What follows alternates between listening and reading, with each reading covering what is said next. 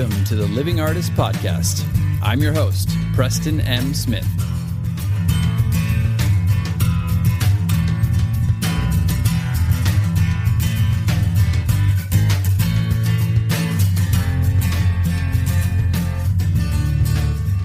Hey, everybody. Welcome to the Living Artist Podcast. I'm Preston M. Smith, at PMS Artwork everywhere on internet land and socials. I want to thank you for landing on this podcast. Whether you're a professional artist, just getting started in the art world, a collector of art, or just consider yourself a creative person, this podcast has something for you. I like to think of it as a fun way to rant and talk to other creative people about living the life of an artist, surviving and getting ahead in the art world, and enjoying your life. But most importantly, not waiting until you're dead to make it happen. All right, let's get started.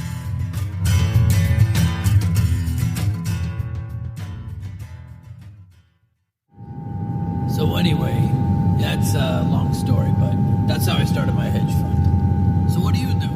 Oh, I'm an artist. Oh, really? Like, you paint pictures? Yeah, that's right.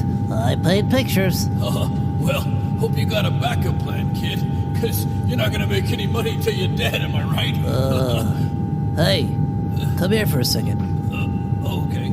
Lean in real close. Oh, okay. Closer. Yeah. Oh, I think you broke my nose. Oh, who would have thought you artists were so sensitive? Oh, yeah, we're sensitive, all right. He broke the cardinal rule. Actually, two of them. Two things you never say to an artist. One, I hope you have a backup plan. And two, you're not going to make any money until you're dead. That's why I call this the living artist and don't wait till you're dead. And I used to hear that all the time when I was waiting tables.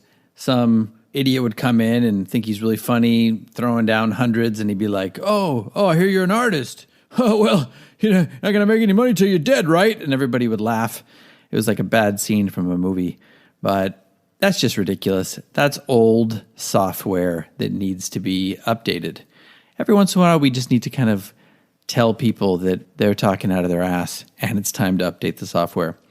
Today, I wanted to talk about, along the lines of this, a documentary that I just saw, which is called The Price of Everything. It is a documentary from HBO Documentary Films, and it is really good. Like, I would highly recommend it. But I will say that with a caveat. Don't just jump into it thinking it's going to be all fun and exciting, because it plays a lot of these old records, a lot of these old kind of loops of how artists are supposed to be and how they can make money or they can't make money. And it talks about, it's really about the art world and the art market. And when I say the art world and the art market, I mean the top players. And that's what everybody thinks about when they think about the art market or, making a living as an artist. It's like, oh, are you with this blue chip gallery?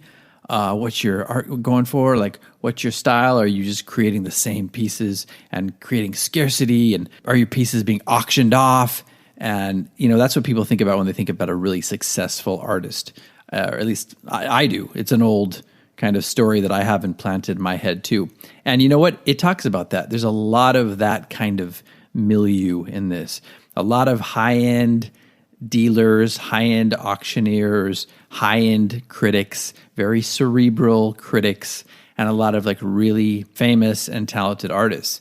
And, I was watching it, and some of these people, I'm just going to do the same thing that they do to us artists, and I'm just going to label them and not throw anybody's name out there or drag it through the mud and just call them the gatekeepers, because that's what they are. The people in this movie, in this documentary, are and epitomize what it means to be a gatekeeper in the art world.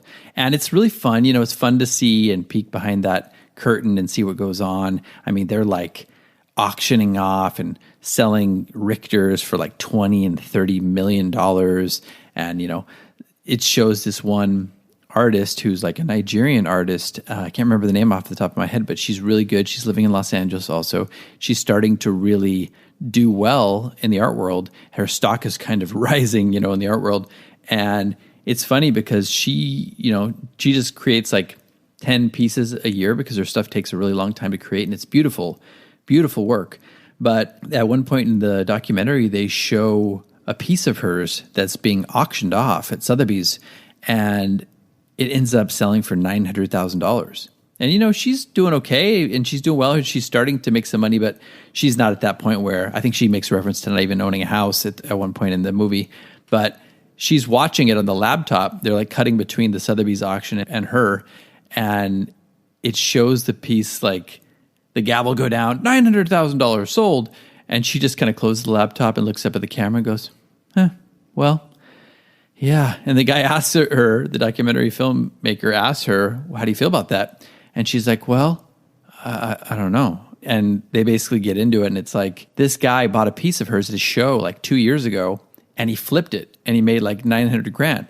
And my wife had just come home from work and she was sitting down and she said, well, it's fine. I mean, she makes some money at least. And I said, no, she doesn't.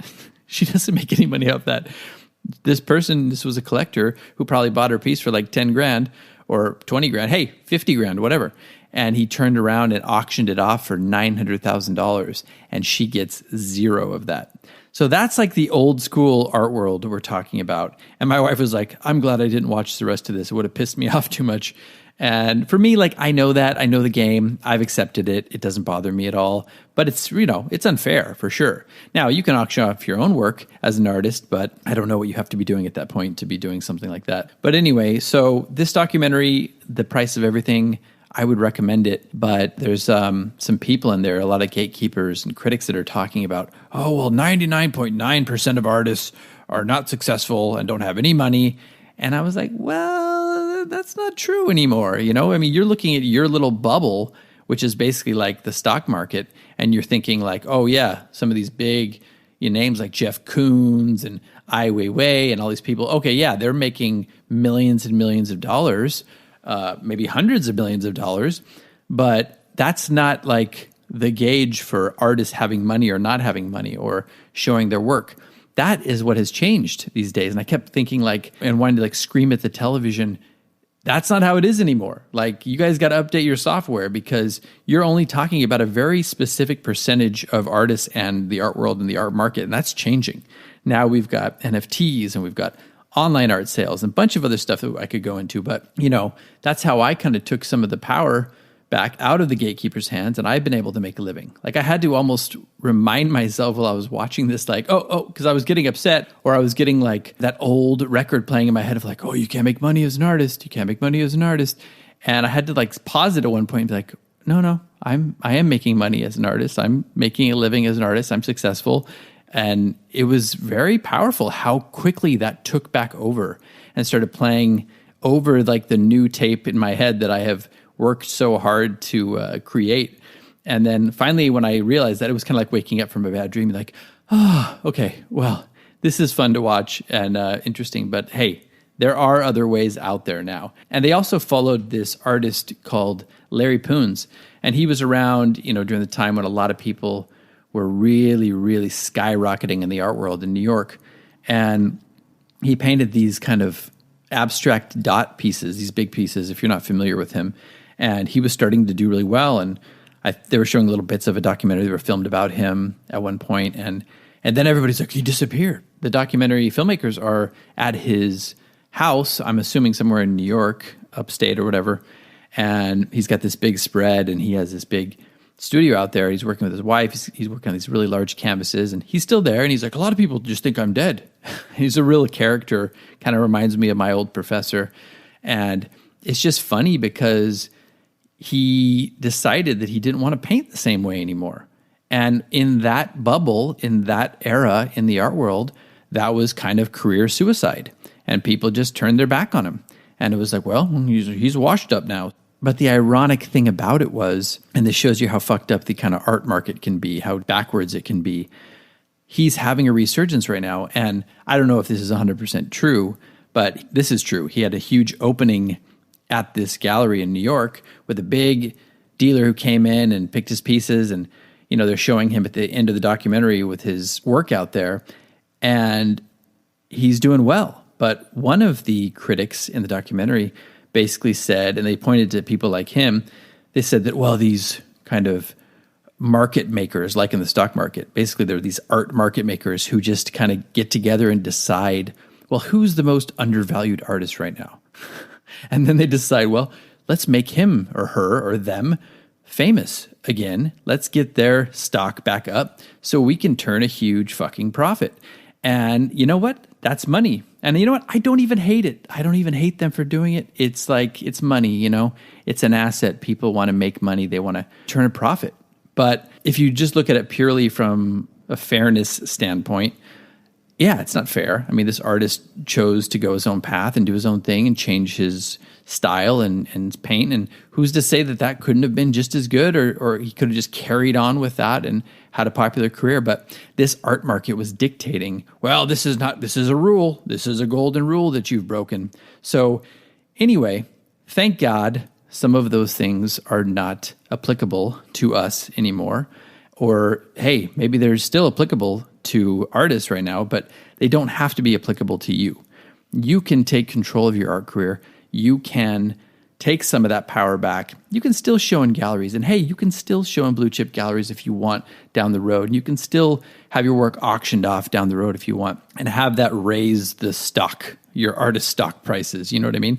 But in the meantime, you can take some power back and sell your work the way I'm doing it, through galleries, through online art marketplaces. You know, you can branch into NFTs. You can sell on social media. You can do all this. I know a lot of artists who are doing very well. You know, like I'm talking 6 figures just from doing their own path. Now, if you want to be a huge, big player and, you know, be making the big dollars, like making hundreds of millions of dollars, you might have to play the game a little bit. But, you know, hold on tight to your soul if you're going to do that, because it does take something out of you. And I just think it's wonderful. And it reminds me of why I started this podcast, to kind of show that you can break these old, tired molds, archetypes, and labels of what, you know, an artist should be or should do or can be and can do. But having said that, it's still fun to peek behind the curtain. So I would highly recommend checking out The Price of Everything, streaming on a TV near you. But it's just fun to kind of see behind the curtain, see what the market makers are doing, see how much some of these artists who are skyrocketing are making, see kind of the tips and tricks of the game when you're on that level. And you know what? I got a lot of ideas for career strategies and even like painting inspiration. So it's definitely worth a watch, because they have some really good artists on there and they show some really good pieces. And it's just kind of fun to see them loading them in and talking about the work, and just seeing some of these collectors who are like trading works for like hundreds of millions of dollars and stuff. And like, oh, I bought this one. Yeah, I bought this one for, this one was 70. And the documentary filmmaker's like, 70 million? He's like, yeah, 70 million. And now I'm trading it for this. And he never writes checks anymore. Some of these collectors never write checks anymore. They're just like trading pieces, and it's just information on a page, basically. But I've gone on about it enough. Just check it out. It's always good to know what's going on in the art world, even in the upper echelons of the art world. So hope you enjoyed this episode. Hope it has been inspirational and a little crazy, a little cray-cray, because the art world is definitely that. The art market is definitely that. But just focus in on what you can achieve, what you can accomplish in your own little bubble, and quiet the noise of people like this and these old records that play in your mind, and old people who say to you all the time, oh, you can't make a living as an artist. You know, 99.9% of artists don't make any money. Bullshit. I'm not saying it's 90% of artists make money now, but it's definitely higher. Hey, 15%, 20%, that's a lot better than 0.01. So we are rising. Our stock, our overall general stock is rising. So put that in your pipe and smoke it. Thanks for listening to the podcast, everybody.